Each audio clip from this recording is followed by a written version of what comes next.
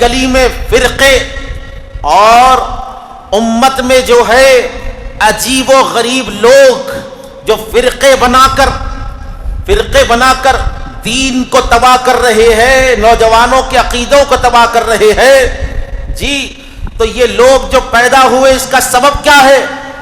ہم نے رسول کو تو مانا ہے، رسول کی نہیں مانی ہے۔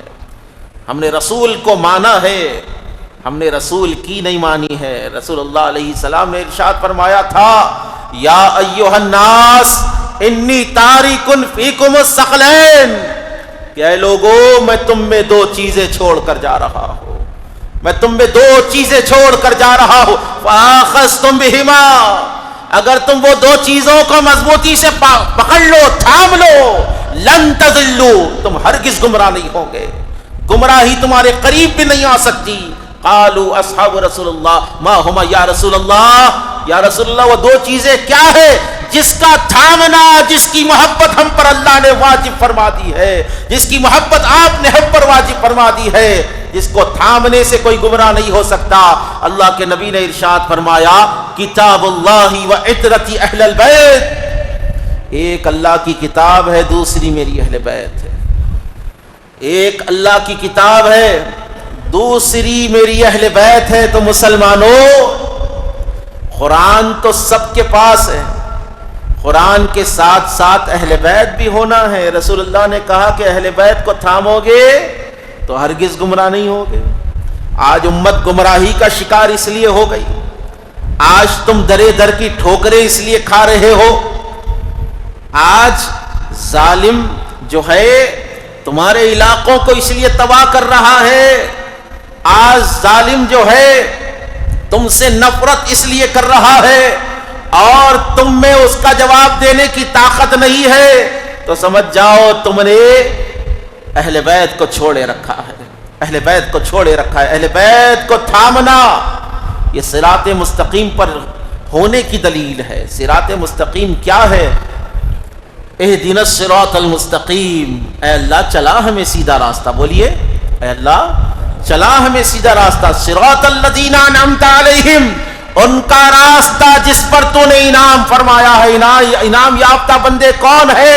اللہ نے نبیوں پر انعام کیا ہے، اللہ نے شہیدوں پر انعام کیا ہے، اللہ نے صحابہ پر انعام کیا ہے، اللہ نے اہل بیت پر انعام کیا ہے، اللہ رب العزت نے اولیاء اللہ پر، صالحین بندوں پر اپنا انعام کیا ہے۔ تو عرض کرنے کا مقصد یہ ہے، میں دو جملوں میں بتا دوں، نبی کا راستہ صراط مستقیم ہے، علی کا راستہ صراط مستقیم ہے، حسن و حسین کا راستہ صراط مستقیم ہے۔ عرض کرنے کا مقصد یہ ہے، ہم نے صراط مستقیم کو بھلا دیا ہے۔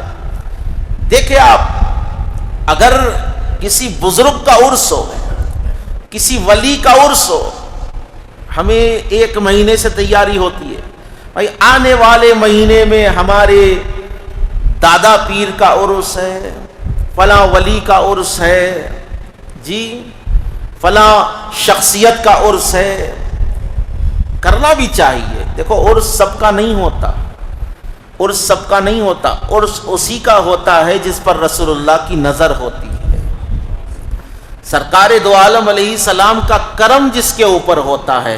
اور جو اہل بیت کا دشمن ہو، نہ اس پر اللہ کی نظر ہوتی ہے نہ رسول کی نظر ہوتی ہے۔ بتائیے آپ، 1500 سال کی تاریخ میں کوئی ایسا ولی جس کے سینے میں علی کی محبت نہ ہو اور اس کو اللہ نے ولایت کی دستار، ولایت کی چادر عطا کی ہو؟ نہیں، علی کی دشمنی اور اللہ کی دوستی ایک ساتھ جمع نہیں ہو سکتی جی۔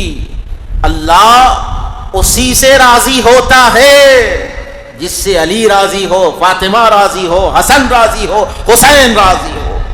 ولایت کیا ہے؟ یہ نبی کی اولاد کے گھر کی خیرات کو ولایت کہتے ہیں، اہل بیت کی غلامی کو ولایت کہتے ہیں، اہل بیت کی غلامی کو ولایت کہتے ہیں۔ بات حاصل کلام کی طرف میں لے جا رہا ہوں، اور سب کے یاد ہے تو ذرا مسلمانوں دل پر ہاتھ رکھ کر کہے، سب کے عرصہ مناتے بیٹھے ہوئے ہیں، کیا امام حسن کا عرس نہیں منایا جا سکتا؟ کیا آپ کی نظر میں ان کی شخصیت عرس منانے کی نہیں ہے؟ ارے نئے نئے عرساں لا رہے نا بھائی، ہر 4 دن میں نئے نئے نئے نئے، اور عجیب حال ہو گیا. کوئی ہری شال ڈال کے رہتا، انہیں مر گیا اس کا بھی عرس بنا دے رہے. کوئی اچھا بیان کر دیا اس کا بھی عرس منا دے رہے. عرس منانے کے لیے آگے پیچھے حسب نسب بھی دیکھنا، ہر آدمی کا اٹھا کے عرس منا دے رہے. جی بات حاصل کلام کی طرف میں لے جا رہا ہوں کہ امام حسن مجتبی شخصیت تو اتنی بڑی ہے جس کو پیر نصیر الدین نصیر رحمت اللہ تعالی علیہ نے کیا خوب کہا، میں کیا کہوں کہ میری کیا مجال ہے، میں کیا کہوں کہ میری کیا مجال ہے، بس اتنا کہہ رہا ہوں کہ حسن بے مثال ہے. بس اتنا کہہ رہا ہوں کہ حسن بے مثال ہے. اور امام حسن کے بارے میں آپ کو بتاؤں، بس 2-3 حدیث پاک پیش کرتا ہوا حاصل کلام کی طرف جاؤں گا، لمبی چوڑی نہیں. امام حسن کا سب سے بڑا کمال یہ ہے کہ آپ صبت رسول اللہ ہے، رسول اللہ کے نواسے ہیں. اس سے بڑی کوئی فضیلت ہی نہیں. رسول اللہ کی بیٹی کے بیٹے، وہ بیٹی جس کے بارے میں حضور نے ارشاد فرمایا فاطمہ بضعۃ منی، فاطمہ میرا ٹکڑا ہے، فاطمہ میرا ٹکڑا ہے. رسول اللہ کی بیٹی کے بیٹے اور وہ بیٹی کے بیٹے جب پیدا ہونے والے ہیں، اللہ کے نبی علیہ السلام کے پاس جبرائیل آئے اور جنت سے جو ہے خط لائے. اللہ کے نبی علیہ السلام نے کھول کر دیکھا، مسکرا کر ارشاد فرمایا جبرائیل یہ تو میرے بچپن کی تصویر نظر آ رہی ہے، یہ تو میرے بچپن کی تصویر نظر آ رہی ہے. کہا یا رسول اللہ 3 دن بعد آپ کی بیٹی کے گھر لڑکا پیدا ہوگا جو ہو بہو شکل و صورت میں آپ کی طرح ہوگا. یہ فضیلت اور مولا علی شیر خدا سے روایت ہے، اور دیگر طرق سے بھی یہ حدیث پاک آ رہی ہے کہ مولا علی شیر خدا فرماتے ہیں کہ سر سے لے کر سینے تک رسول اللہ کی مکمل تصویر، مکمل شباہت امام حسن میں تھی، اور سینے سے لے کر قدموں تک امام حسین ہو بہو اپنے نانا محمد رسول اللہ کی طرح تھا. تو یہ شکل و صورت والے، ہو بہو سرکار کا چہرہ، صرف چہرہ ہی نہیں انداز بھی رسول اللہ کی طرح تھا، بولنا بھی رسول اللہ کی طرح تھا، سخاوت بھی رسول اللہ کی طرح تھی. ایک شخص آیا سیدنا امام حسن مجتبی کی بارگاہ میں آ کر عرض کرنے لگا سرکار میں تنگ دست ہوں، غریب ہوں، قرضہ ہے میرے اوپر، بڑا مقروض ہوں، 300 دینار مجھے چاہیے، 300 درہم مجھے چاہیے، آپ میری مدد فرمائیے، میں اپنا قرضہ پھیرنا چاہتا ہوں. امام حسن مجتبی کی سخاوت پر ہماری جان قربان. کوئی بتا سکتا ہے دنیا میں ایسا سخی جو سخی ہو، جس کے بابا سخی ہو، جس کے نانا سخی ہو؟ اور جتنوں کو جو کچھ ملا ہے سب رسول اللہ کی بارگاہ سے ملا ہے، حضور کی بارگاہ سے سب عطا ہوا ہے. امام حسن مجتبی نے اپنے غلام کو آواز دی، کہا کہ اندر سے وہ تھیلی لا کر اسے دے دو، فلاں جگہ پر رکھی ہوئی. وہ غلام گیا، اندر سے تھیلی لا کر اس کو دے دیا. وہ شخص خوش ہوا، چلا گیا. غلام نے امام حسن کی بارگاہ میں عرض کیا کہ سرکار یہ تو اسراف ہو گیا، یہ تو اسراف ہو گیا. کہا اسراف کیوں؟ کہا کہ حضور اس نے آپ سے 300 درہم مانگے. کتنے مانگے؟ 300 درہم مانگے. آپ نے 3000 درہم کی تھیلی اسے دے دی. مانگے تھے 300، دیے ہیں 3000. یہ تو بہت زیادہ آپ نے اسے دے دیا. امام حسن مجتبی نے ارشاد فرمایا یہ بھی تو دیکھ مانگنے والا کس کے دربار پر آ کر مانگ رہا تھا، یہ بھی تو توجہ کر کے وہ آیا کس کے پاس ہے، اس نے اپنی حیثیت سے مانگا ہے. حسن نے، نبی کے نواسے نے اپنی شان سے اس کو عطا فرمایا ہے.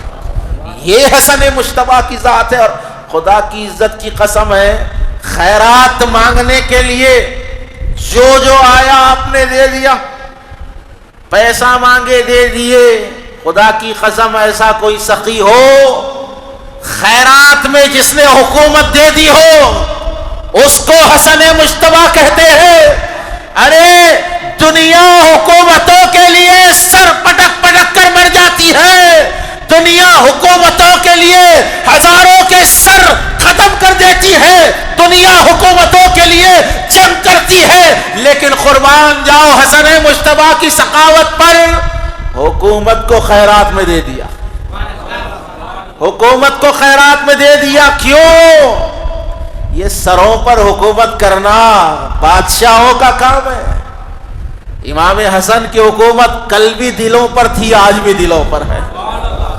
کل بھی دلوں پر نبی کے شہزادے کی محبت تھی, حکومت تھی, کیوں نہ ہو. حضور علیہ السلام نے امام حسن کو منصب امامت عطا کیا. کیا عطا کیا؟ ذرا زور سے بولو. منصب امامت.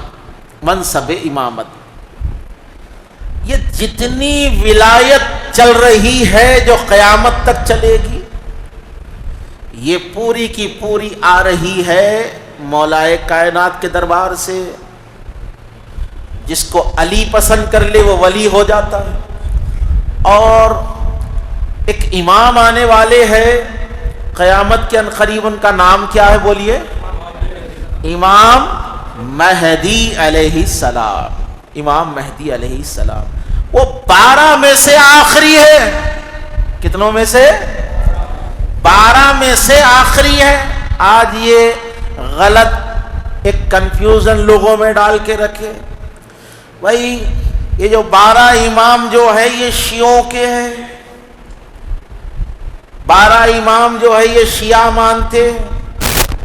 اگر 12 اماموں کو شیعہ مانتے تو امام اعظم ابو حنیفہ امام باقر کے غلام ہے, مرید ہے, تو کیا امام اعظم ابو حنیفہ بھی شیعہ ہے؟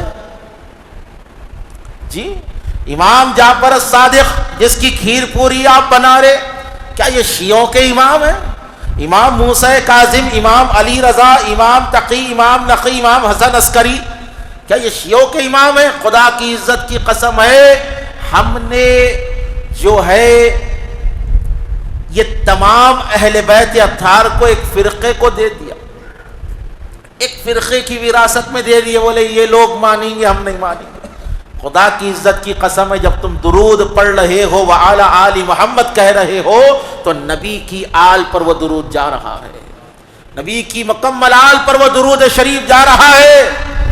آج لوگوں کو کنفیوز ایسے کیا جا رہا ہے کہ بھئی یہ جو 12 امام ہیں یہ شیعہ مانتے. خدا کی عزت کی قسم ہے امام موسیٰ کاظم کی اولاد سے سرکار غریب نواز ہے.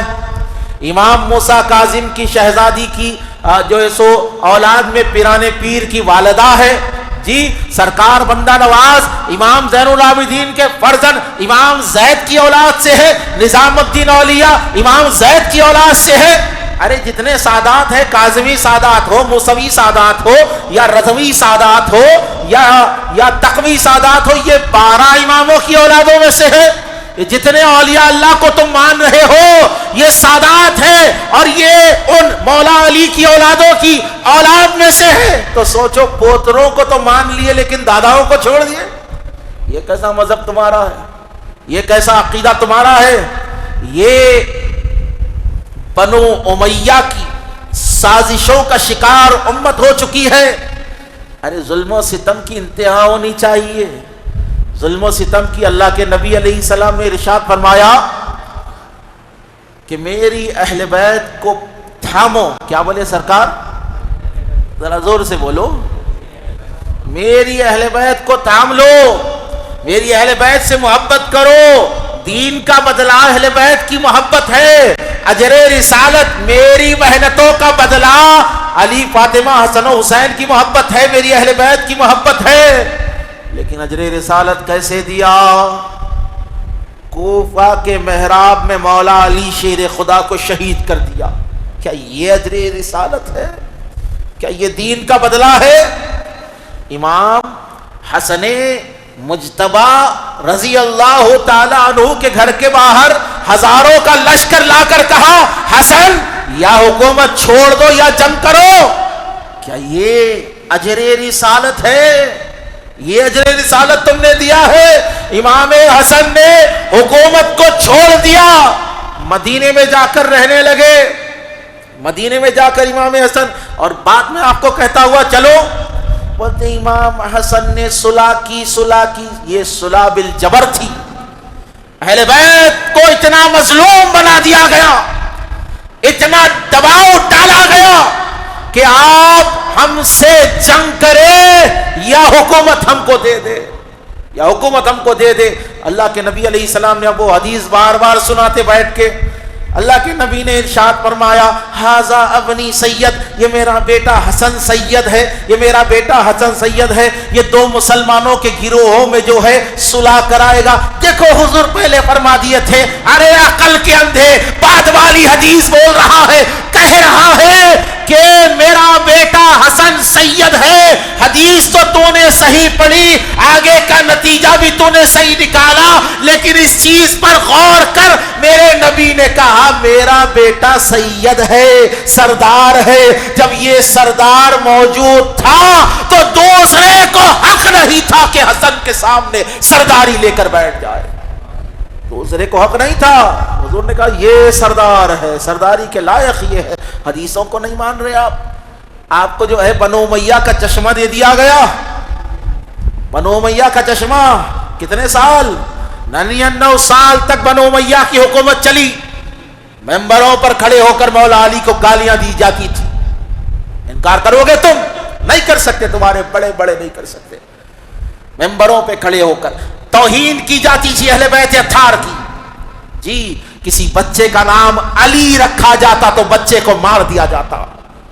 حسین کسی بچے کا نام نہیں ہوتا, حسن کسی بچے کا نام نہیں رکھ سکتے تھے, کسی بچی کا نام فاطمہ رکھنا ممنوع تھا. 100 سال تک اہل بیت کے نام نہیں رکھے گئے. اب دیکھو اب امام حسن جب حکومت کو چھوڑے, ٹھوکر مارے, مدینہ چلے گئے کہ نانا کے شہر میں رہ جاؤں گا. 2 بار زہر امام حسن پہ دیا گیا. زہر دیے, رسول اللہ کے روزے پہ جا کے لپٹ گئے, سرکار زہر دیا گیا, زہر کا اثر ختم. پھر زہر دیا گیا. ارے سرکار کے مدینے میں سرکار کی اولاد کے ساتھ یہ حال ہو رہا ہے, مدینے میں کتنے بار زہر دیا گیا؟ 2 بار. امام حسن موصل کی طرف چلے گئے, موصل چلے گئے, بولے وہاں جا کر زندگی گزار لوں گا. وہاں پر بھی ٹائم اتنا نہیں ہے پورا کھول کھول کے بیان کرنے کا, ورنہ پورے واقعات آپ کو بتاتا کیسے کیسے زہر لایا گیا, کن کن لوگوں نے زہر دیا تھا. اب شہر موصل میں جو ہے 4 بار زہر دیا گیا, بار بار زہر دے رہے, بار بار زہر دے رہے. 2 بار مدینے میں, 4 بار موصل میں, کتنا ہوا؟ 6 بار. بولے نہیں, یہ قوم زہر دینے پہ تلی ہوئی ہے, اب شہید تو ہونا ہی ہے زہر سے, تو کیا ہی بہتر ہو سرکار کے مدینے میں شہادت ہو. نانا کے پاس آ گئے, مدینے میں آ گئے, مدینے میں آ گئے. سیکیورٹی ٹائٹ پوری امام حسن کے گھر کی. جو پانی آپ پیتے وہ بھی محفوظ رکھا جاتا.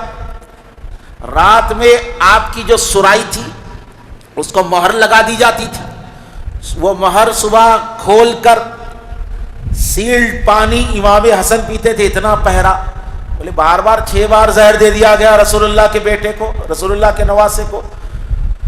اب ہوا کیا, اہل اقتدار نے جس کو امام حسن کے شہید ہونے سے زیادہ فائدہ تھا, ان لوگوں نے الماس کے ہیرے کا زہر بھیجا, الماس کے ہیرے کا زہر بھیجا.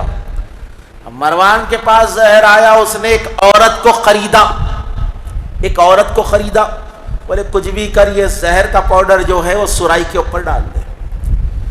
اب یہاں پہ جو ہے امام حسن مجتبی کی بیوی پر الزام لگایا جاتا ہے کہ جادہ بنت اشعث نے آپ کو زہر دیا تھا.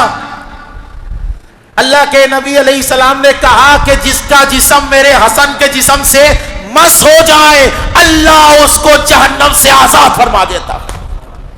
آپ جو ہے قاتل کو چھپانے کے لیے دوسروں کو لا کر ڈال دیں گے تو بتائیے کیا جھوٹ کے اوپر پردے ڈالنے سے جھوٹ چھپ جاتا؟ نہیں، حقیقت چھپنے والی نہیں ہوتی، جھوٹ ظاہر ہو کے رہتا۔ وہ رات سرائی کے اوپر زہر لگا دیے، رات میں تہجد کے وقت اٹھے، سیل تو جیسی تھی ویسی، زہر اندر اترا ہوا تھا، کھولے اور پانی کا ایک ہی گھونٹ لیا، پانی اندر گیا تو اتنا شدید وہ زہر تھا، آپ نے آواز لگائی کہ حسین یہاں پر آؤ، مجھے پھر سے زہر دیا گیا۔ امام علی مقام ہے۔ اب جو آپ کو الٹی ہوئی، خون کی الٹیاں شروع ہو گئی، خون کی الٹیاں۔ روایتوں میں آتا ہے امام حسن کے سامنے تشت لاتے جاتے، امام حسین نے کہا کہ بھائی یہ زہر کس نے دیا؟ اس پر تو مہر لگی ہوئی ہے۔ امام چاہتے تھے کہ اس کو چیک کرے، امام حسن نے وہ کوزے کو، سرائی کو زمین پر پھینکا، سرائی پھٹی، اس زہر کا عالم یہ تھا غالین جل گئی اور زمین کے اندر شگاف ہو گئے، زمین کے اندر شگاف گڑے پڑ گئے، ایسا زہر امام حسن کو دیا گیا۔ اب الٹیاں ہو رہی ہے، اتڑیاں کٹ کٹ کر خون کے ساتھ باہر آ رہی ہیں، کلیجے کے ٹکڑے کٹ کٹ کر جو ہے باہر آتے جا رہے ہیں۔ یہ رسول اللہ کے نواسے کے ساتھ، یہ اجر رسالت امت دے رہی ہے اپنے نبی کے نواسے کو، یہ اجر رسالت نانا کے شہر میں کندھوں میں بیٹھنے والے حسن کو زہر دیا۔ ارے تشتوں کے تشت بھرتے جا رہے، 102 کلیجے کے ٹکڑے نیچے گرے، اتلیاں کٹ کٹ کر نیچے گری، خون نکل رہا ہے، جسم ہرا ہرا ہو چکا ہے۔ امام حسن مجتبیٰ نے کہا کہ بھائی میں انتقال کر جاؤں گا، میری شہادت ہو جائے گی، مجھے میرے نانا کے بازو میں دفنا دینا، مجھے میرے نانا کے بازو میں گنبد خضرا کے اندر مجھے دفنانا، یہ میری وصیت ہے، دفنا دینا مجھے وہاں پر۔ امام حسن مجتبیٰ رضی اللہ تعالیٰ عنہ شہید ہو گئے زہر سے۔ امام علی مقام نے غسل دیا، نماز جنازہ پڑھائی۔ اب جنازہ لے کر جب ہزاروں کا مجمع نکلا امام حسن کا اللہ کے نبی علیہ السلام کے بازو دفنانے کے لیے، تو مروان بن حکم اور اس کا لشکر آ کر کھڑا ہو گیا، بولے یہاں پہ تم نہیں دفنا سکتے، یہ بنو امیہ کے خبیث لوگ، یہ ممبروں پر گالیاں دینے والے، یہ اہل بیت سے دشمنی کرنے والے، یہ مروان جس کو اللہ کے نبی نے مدینے سے باہر کر دیا تھا، یہ مروان جس کو میرے آقا نے کہا تھا یہ بھی لعنتی ہے، اس کا باپ بھی لعنتی ہے، وہ مروان امام حسن کے جنازے کو روکنا چاہا، لوگوں کی بھیڑ آگے آ رہی ہے، آخری میں تلواریں نکل گئی، تیر نکالے اور اس لشکر پر یعنی جنازے کے اوپر تیر چلا دیے، یہاں تک کہ امام حسن کے جنازے پر لوگ پتھر مارنے لگے۔ ارے کس کے جنازے پر پتھر مارے جا رہے؟ تم کو صرف کربلا بتائی جا رہی ہے، کربلا سے پہلے یہ واقعات ہوئے، پوچھ لو اپنے علماء سے جا کر، پوچھو اپنے علماء سے جا کر، اپنے بڑوں سے جا کر کلام کرو، کیا یہ نہیں ہوا؟ یہ ہوا ہے، پتھر مارے گئے جنازے پر اور جنازے کے اندر تیریں ماری گئی۔ نانا کے پاس نواسہ دفن نہیں ہو سکتا، جس کا مکان ہے وہ دفن نہیں ہو سکتا، پتھر مارے گئے، تیر 11 تیر، بلکہ ایک روایت میں آتا ہے 70 تیر امام حسن کے جنازے میں جا کر لگے ہوئے تھے۔ کتنے؟